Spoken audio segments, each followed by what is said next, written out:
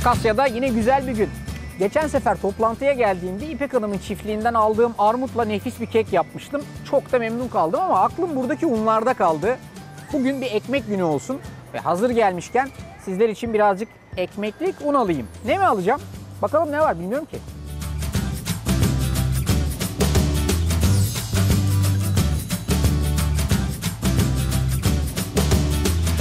Kırmızı pirinç. Bundan domatesli pilav mı yapacağız? Ne yapacağız? He?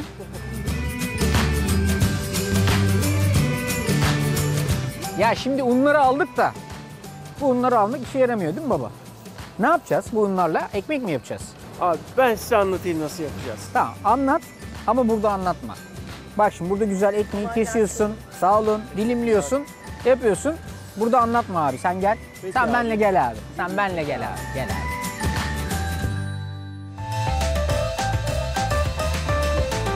Ali şimdi kimse inanmayacak ha senle İpek Hanım'ın çiftliği tezgahında tanışıp hadi gel bize ekmek anlat dediğimi. Evet abi yani pazarda yakaladın bizi. Ya maşallah her şeyi de getirdin gördüğüm kadarıyla. Yüklendik geldik. Tebrik ediyorum. Burada bu hareket güzel, bu ekmekler böyle Evet, janjanlı çeşitler. evet.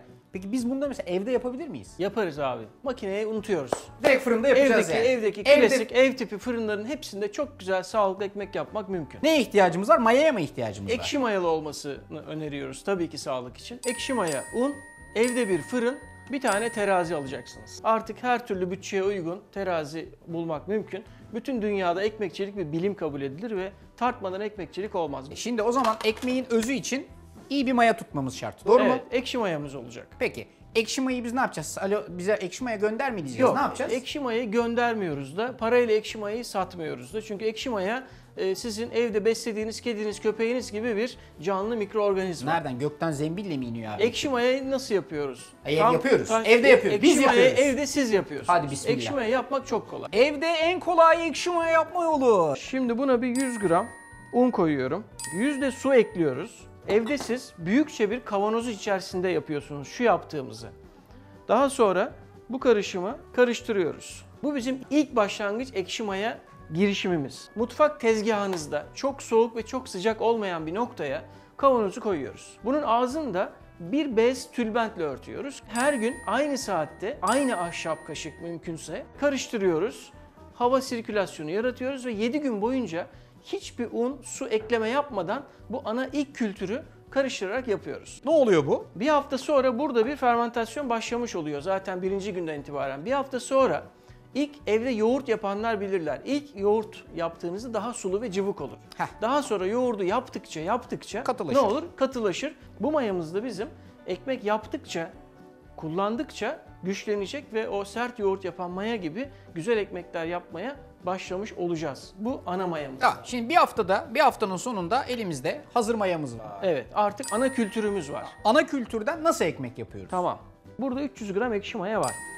Buraya da 400 gram bunlardan bir tanesini tartıp koyuyoruz. 300 mililitre daha su ekliyoruz. Bu karışımı bütün malzeme tuz hariç ıslanacak şekilde paçal derler. Bir paçal görüntüsü verecek. Üstüne onu bir yarım saat bez bir örtüyle örtüp yine mutfak tezgahında bir bırakıyoruz. Bekletiyoruz. Yoğurma yok. Sonra tuz ekliyoruz içine. Evet, yarım saat sonra bir 10 gram, 10 gram. 12 gramı geçmeyen oranda 20 grama kadar tuz atılabilir. Tuzu da attıktan sonra güzel bir şekilde ister spatulayla ister elle homojen karışacak şekilde malzemeyi yoğuruyoruz. O 1 kilogramlık hamura uygun bir kap seçiyoruz. İçine biraz yağlıyoruz o kalıbını. Zaten yapışmaz ama biraz yağlanabilir. Aktarıyoruz. Daha sonra o hamurun üstünü biraz yağlıyoruz. Şart değil. Şu poşetin içine kalıbı koyuyoruz. Kalıpla beraber koyuyoruz. Ağzını bağlıyoruz.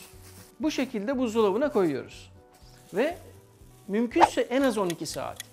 Vaktiniz varsa 24 saat. Dolaptan soğuk olarak çıkarttığınız hamuru, kalıptaki hamuru poşeti açıp çıkartıyoruz. Kalıbı dışarıya tezgaha koyuyoruz. Fırınımızı 250 derecede bir yarım saat çalıştırıyoruz. Fan falan hiçbir şey yok. Tabana atıyoruz kalıbımızı, fırını kapatıyoruz.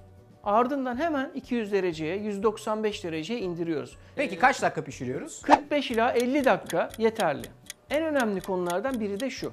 Pişirdik, yoğurduk, hepsi çok kolay. Ama nasıl yiyeceğiz? Onu da bir sonraki videoda göreceksiniz.